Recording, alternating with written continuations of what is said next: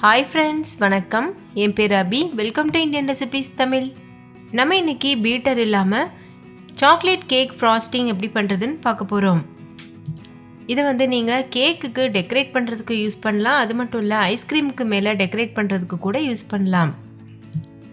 இது நம்ம வீட்டில் இருக்க பொருட்கள் வச்சு ரொம்ப சிம்பிளாக பண்ணியிருக்கோம். இதோட டெக்ஸ்சரை பாருங்கள், எவ்வளோ ஷைனிங்காக ஸ்மூதியாக இருக்குது.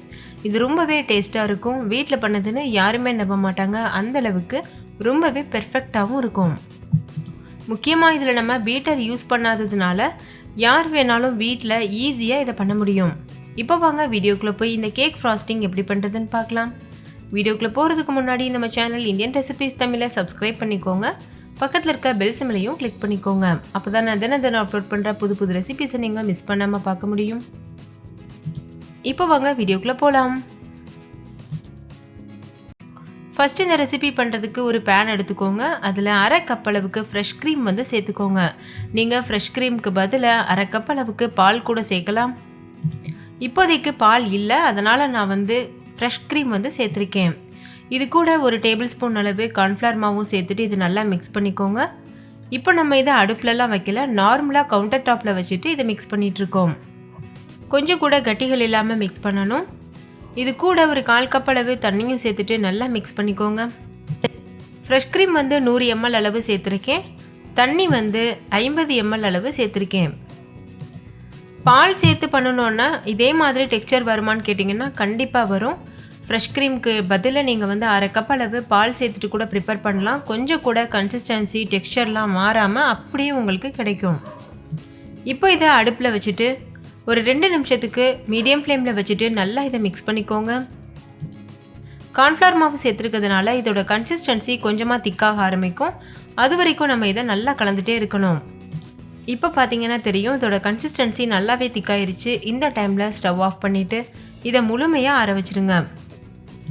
ஸ்டவ் ஆஃப் பண்ணதுமே இதில் பட்டர் சேர்த்துருங்க. அந்த சூட்டுலேயே அந்த பட்டர் இலகணும். நான் ஒரு 50 கிராம் அளவுக்கு பட்டர் சேர்த்துருக்கேன். இது ஆப்ஷனல் தான். இது சேர்த்தோன்னா நம்மளுக்கு நல்ல ஒரு ஷைனிங்கான ஃப்ராஸ்டிங் கிடைக்கும். அதுக்காக தான் நம்ம பட்டர் சேர்க்குறோம்.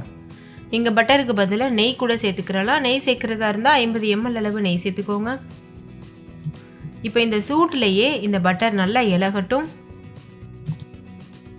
அடுத்து ஒரு மிக்ஸி ஜார் எடுத்துக்கோங்க. அதில் அரை கப் அளவு சர்க்கரை சேர்த்துக்கோங்க. இது 50 கிராம் அளவு சர்க்கரை இருக்கும். இப்போ இதை நைஸாக அரைச்சிட்டு வந்துடலாம். நல்லா அரைச்சதுக்கு அப்புறமா கூடவே ஒரு அரை கப் அளவுக்கு கொக்கோ பவுடர் சேர்த்துக்கோங்க. இது 50 கிராம் அளவு கொக்கோ பவுடர் இருக்கும். இதையும் சேர்த்து நல்லா நைஸாக அரைச்சிருங்க.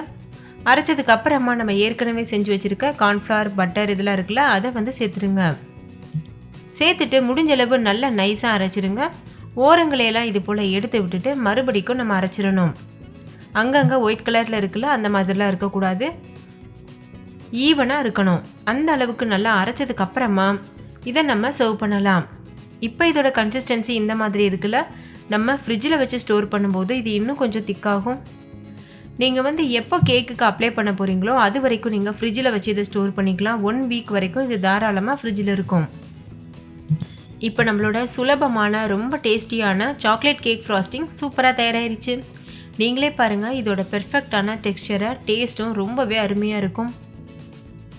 வீட்டில் இருக்க பொருள் வச்சு ரொம்பவே சிம்பிளாக பண்ணியிருக்கோம். முக்கியமாக இதில் பீட்டர் யூஸ் பண்ணலை. இது நீங்கள் கேக் டெக்கரேட் பண்ணுறதுக்கு, ஐஸ்கிரீம் டெக்கரேட் பண்ணுறதுக்கெலாம் யூஸ் பண்ணலாம். ஸோ ஃப்ரெண்ட்ஸ், இந்த ரெசிபியை நீங்கள் கட்டாயம் ட்ரை பண்ணி பாருங்கள்.